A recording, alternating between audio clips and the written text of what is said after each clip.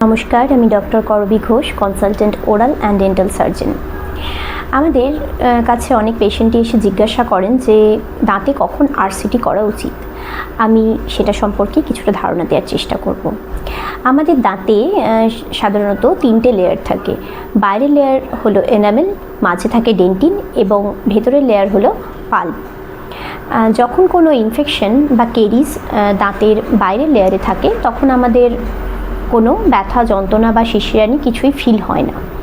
সেই ইনফেকশন যখন ডেন্টিনে পৌঁছে যায় তখন কিন্তু দাঁতে সেন্সিটিভিটি বা শিরশিরানি ফিল হয় এবং সেটি যখন পাল্পে ছড়িয়ে পড়ে তখন কিন্তু দাঁতে যন্ত্রণা ব্যথা শুরু হয়। যখন কোনো ইনফেকশন পাল্পে ছড়িয়ে পড়ে, অর্থাৎ ক্যাভিটি যদি খুব ডিপ হয় বা কেরিস যদি ডিপ হয়, অনেক দিন ধরে থাকে, যেটা ব্যথা যন্ত্রণার সৃষ্টি করে, সেই সমস্ত দাঁতে কিন্তু আরসিটি করতে হয়। এছাড়া অনেক সময় কোনো অ্যাক্সিডেন্টে দাঁত ভেঙে গিয়ে যদি পাল্প বেরিয়ে আসে সেক্ষেত্রেও কিন্তু আরসিটি করতে হয়।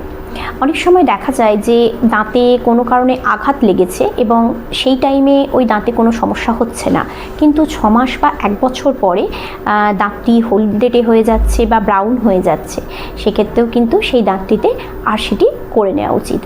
এছাড়া অনেকের দাঁত এতটাই ক্ষয়ে যায় যে সেই দাঁতটিতে সেন্সিটিভিটি প্রথমের দিকে হয়, পরের দিকে সেটিতে যন্ত্রণা শুরু হয় এবং পাল্প বেরিয়ে যায় দাঁত ক্ষয়ে ক্ষয়ে, এবং সেক্ষেত্রেও কিন্তু আরসিটি অবশ্যই করে নেওয়া উচিত।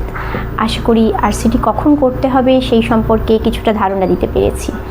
ভালো থাকবেন, সুস্থ থাকবেন। নমস্কার।